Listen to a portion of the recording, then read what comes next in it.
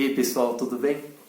Nós iniciaremos aqui uma série de vídeos, na verdade serão 4 inicialmente, onde nós iremos falar sobre metodologias ativas e gamificação na educação. Então, primeiramente nós traremos uma base do que são as metodologias ativas para criar um contexto e dar fundamento para tudo que nós iremos falar e demonstrar para vocês. E também traremos um pouquinho sobre o que é gamificação na educação, principalmente trazendo exemplos práticos no qual você pode utilizar com os seus alunos e são super fáceis de fazer. Então nós iremos demonstrar a gamificação na educação, como que eu faço isso de maneira online, então nós não iremos discutir a maneira offline por enquanto, e como que eu posso fazer isso para melhorar as minhas aulas e o engajamento dos alunos. Então assistam ao vídeo.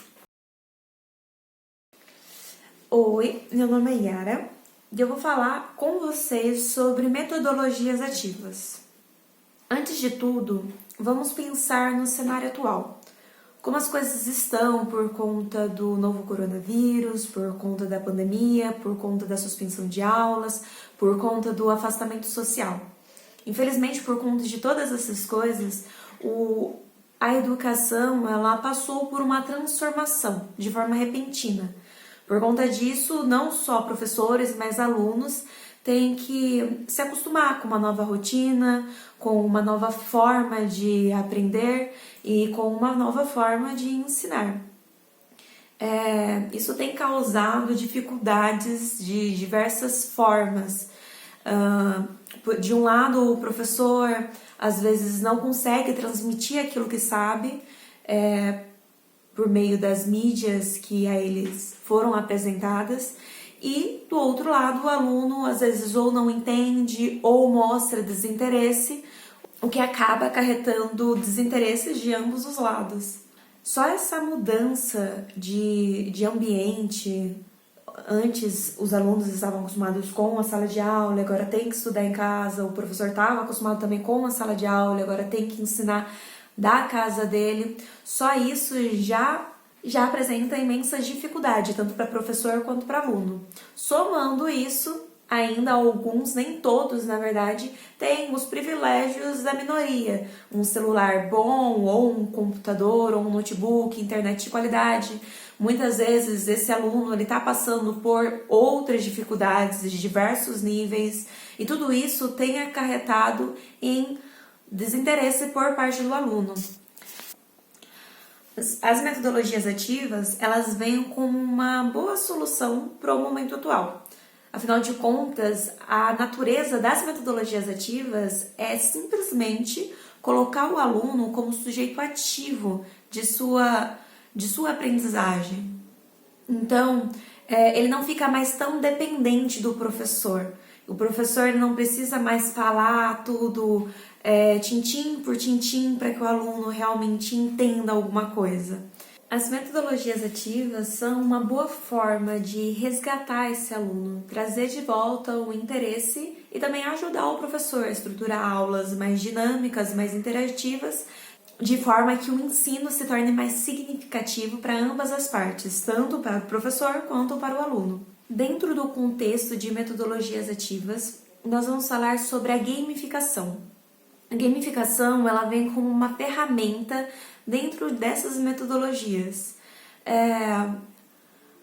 A ideia, no geral, é trazer elementos do game, do mundo do game, por isso o nome gamificação, para dentro do processo de ensino-aprendizagem.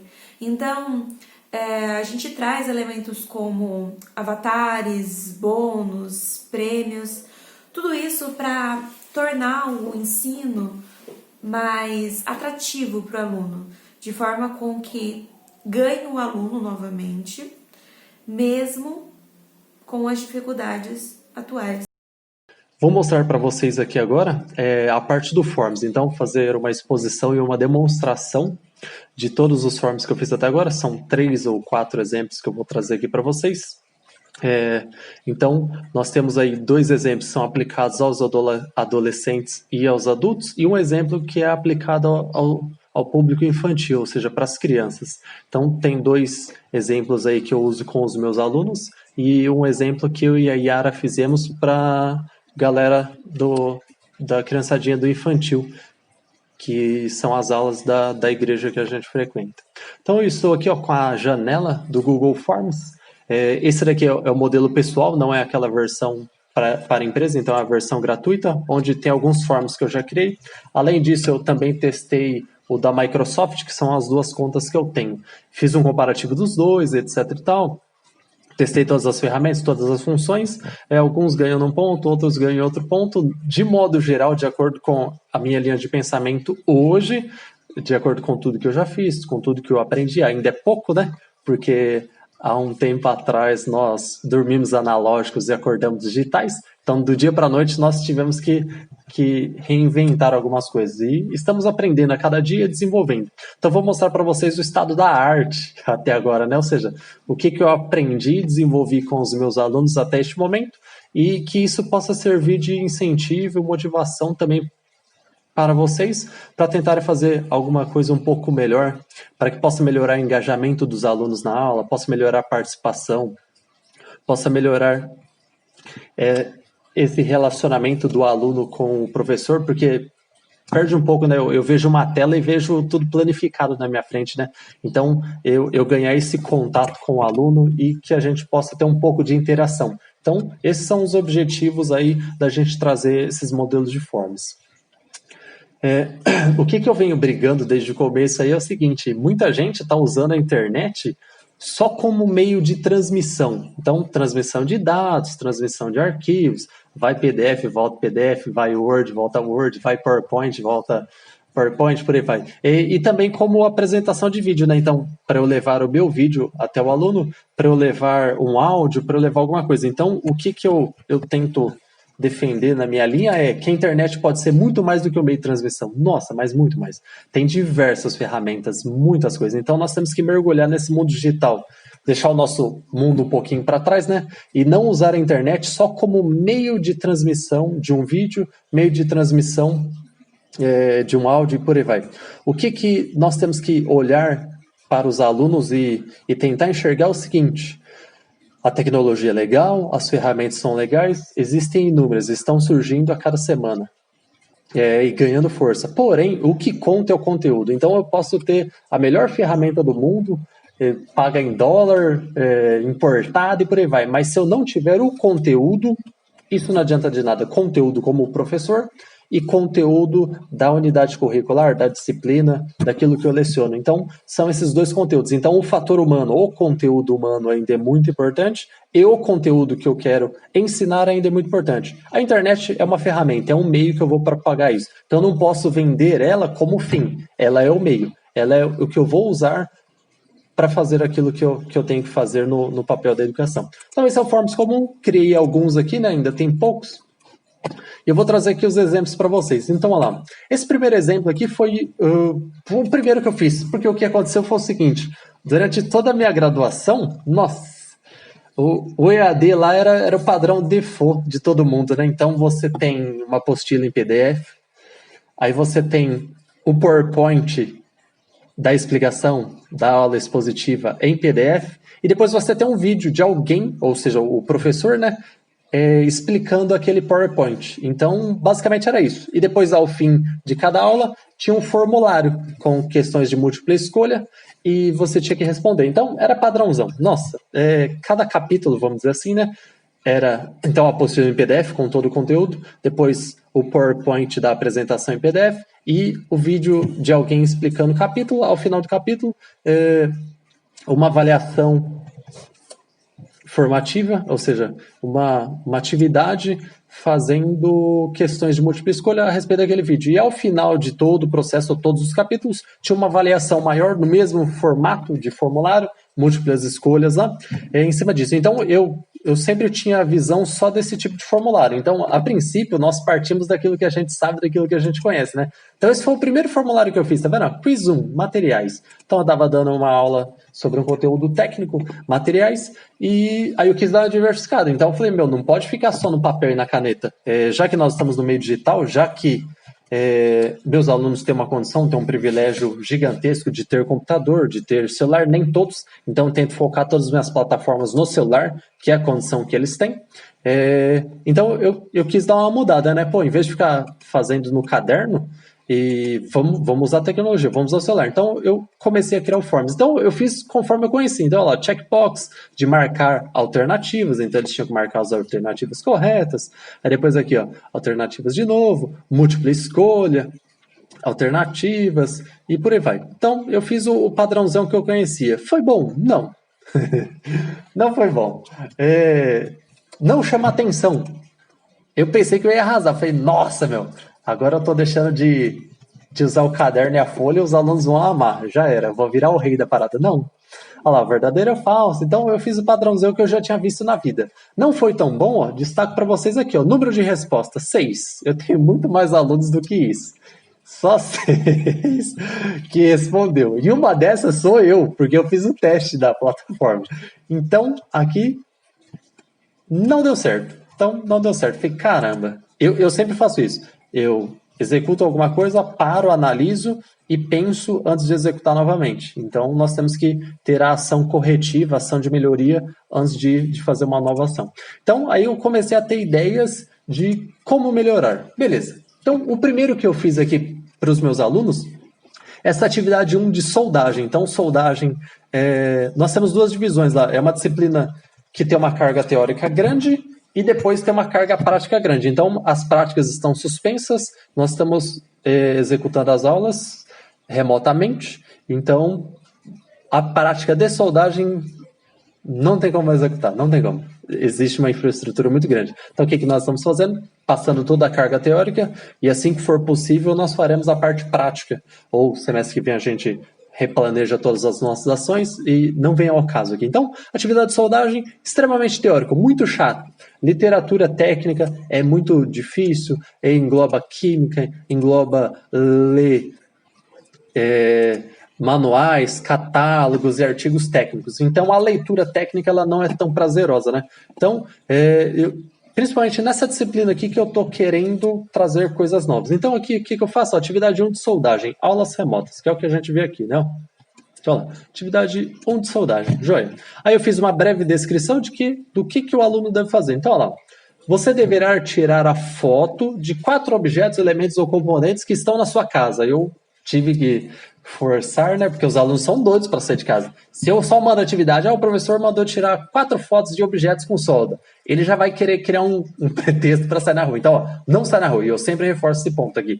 Então, a ideia é utilizar tudo que o aluno tem na casa dele. Então, antes de fazer, eu executo aqui na minha casa e vejo se é possível eu fazer. Então, possivelmente eles têm uma estrutura semelhante à minha, e pode ser que seja possível de executar e casos à parte aí é mais fácil de corrigir, mas de uma maneira geral aí a gente consegue englobar bem. E que na sua fabricação foi utilizado o processo de soldagem. Então eu já tinha feito algumas atividades com ele, isso aqui foi uma sequência, então ele já conhecia os processos de soldagem, características e por aí vai. Então eu trouxe aqui para eles o seguinte, de que eles devem tirar fotos de objetos que tenham solda na casa deles. Já então, olha lá, eu pedi para eles, ó, tire foto que permite ver o objeto ou parte dele. Às vezes o objeto é muito grande, eu ver o detalhe da solda, né? E por fim, ali, ó, use sua criatividade e habilidade de fotógrafo. Então, para eles tirarem a foto. Então, qual foi a brincadeira aqui? Qual foi a ideia? Eu criei esse formulário, tá vendo? Eu coloquei uma imagem aqui com o tema. Então, essa imagem aqui, ó, já tem ligação com o tema. É uma pessoa executando o processo de soldagem.